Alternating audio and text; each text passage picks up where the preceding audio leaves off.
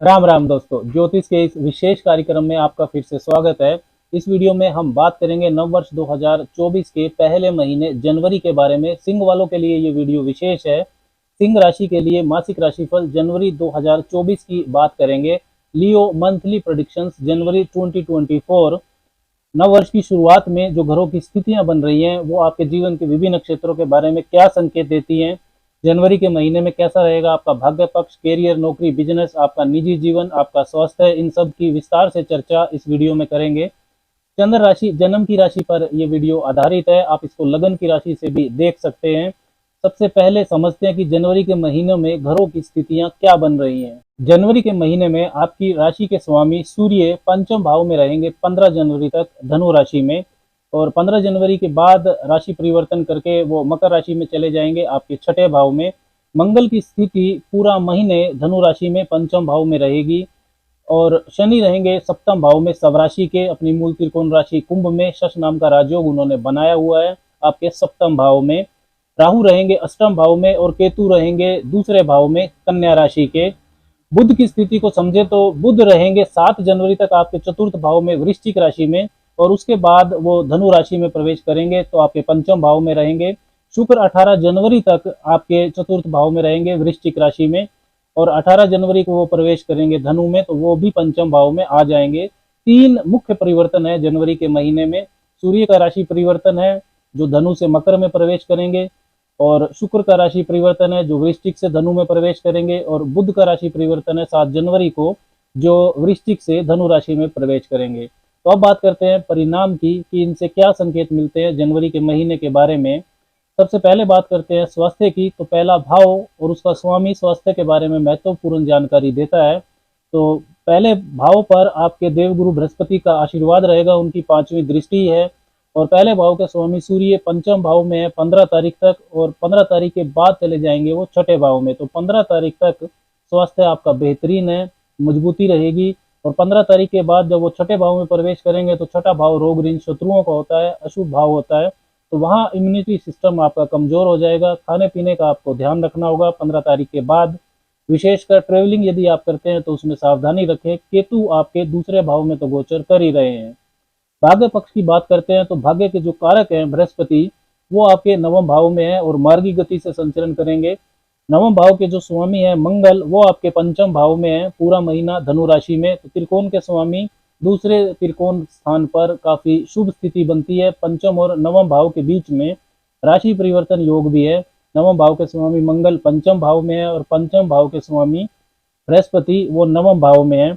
और बृहस्पति की जो 9वीं दृष्टि है सवग्रही दृष्टि, वो आपके पंचम भाव पर भी आ रही है जहां पर नवम भाव के स्वामी मंगल है। भाग्य पूरा साथ देगा आपका जनवरी के महीने में, काफी मजबूत स्थिति है। इन्वेस्टमेंट का मामला हो, आपकी कोई बिजनेस डील का मामला हो, प्रॉपर्टी से संबंधित या कोई बड़ी परचेज आपको करनी है, कोई भी महत्वपूर्ण निर्णय लेना है, तो भाग्य आपका जनवरी के महीने में मजबूत है। विशेषकर 15 तारीख से पहले अगर कोई आप महत्वपूर्ण निर्णय लेते हैं जब सूर्य भी आपके पंचम भाव में रहेंगे तो ज्यादा मजबूत दिखाई दे रहा है आपका भाग्य पक्ष। कैरियर, नौकरी की बात करें तो दसम भाव होता है कैरियर का। दसम भाव के स्वामी बनते हैं शुक्रदेव, जो कि चतुर्थ भाव में रहेंगे 18 जनवरी तक। और शुक्र की जो सवग्रही 7वीं दृष्टि है वो आपके दसम भाव पर जाएगी। शुक्र वृश्चिक राशि में शत्रु राशि के होते हैं, लेकिन चौथे घर में शुक्र को दिशा बल मिलता है, वो फुल डायरेक्शनल स्ट्रेंथ के साथ होते हैं। शुक्र आपके जो साहस, पराक्रम और मेहनत का भाव है, तीसरा भाव, उसके स्वामी भी हैं। तो नौकरी में मजबूती से, कॉन्फिडेंस से आप अपने काम को पूरा कर पाएंगे। अपने काम से सुख सुविधा के साधन अर्जित कर पाएंगे। टारगेट आपके पूरे होंगे, आपके काम की रिकॉग्निशन भी मिलेगी। कम्युनिकेशन, लेखन, architecture, automobile sector, fashion, glamour, investments, stock market, speculation, tour and travel, hospitality का सेक्टर, इन्वेस्टमेंट्स, सेल्स, मार्केटिंग, इनसे जुड़े हुए सिंह वालों को विशेष लाभ की परिस्थितियां शुक्र की स्थिति देगी। वृश्चिक राशि में जरूर है शुक्र, जो कि उतार चढ़ाव की राशि है, तो आपके काम की वजह से आपका फैमिली एनवायरनमेंट यानी कि आपका पारिवारिक माहौल डिस्टर्ब हो सकता है। इस चीज का आपको ध्यान रखना है। कुछ नया काम आप करना चाहते हैं, अपने दम पर कुछ करना चाहते हैं, तो भी समय 18 तारीख तक बेहतरीन है, आप कर सकते हैं। भाग्य पक्ष भी आपको सपोर्ट कर रहा है। 18 तारीख के बाद शुक्र पंचम भाव में प्रवेश करेंगे धनु राशि में, और मंगल के साथ उनकी युति होगी जो केंद्र त्रिकोण का राजयोग बनाएगी। मंगल आपके नवम भाव के स्वामी है और शुक्र दसम भाव के स्वामी है। तो यदि आपका काम art and creativity, stage performance, entertainment, cinema, fashion, glamour से जुड़ा हुआ है तो आपका समय बेहतरीन रहेगा। स्टॉक मार्केट, स्पेकुलेशन, इंजीनियरिंग, चिकित्सा, education sector, real estate, agriculture, luxury items का काम, व्हीकल्स का काम है तो भी आपको बेहतरीन लाभ जनवरी के महीने में दिखाई देगा। मंगल और शुक्र की दृष्टियां भी लाभ भाव पर रहेंगी तो आपको कोई नेम फेम अवार्ड भी मिल सकता है।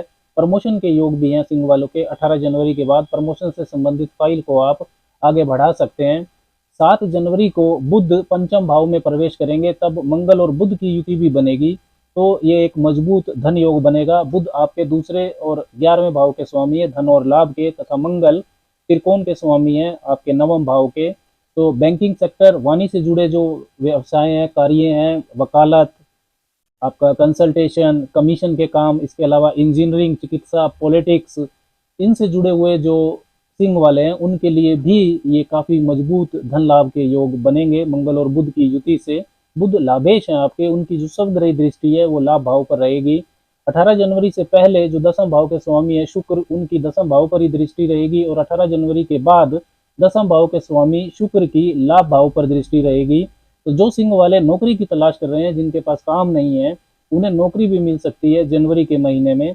रोजगार नौकरी का जो मामला है सिंह वालों के लिए काफी मजबूत दिखाई दे रहा है जनवरी के महीने में।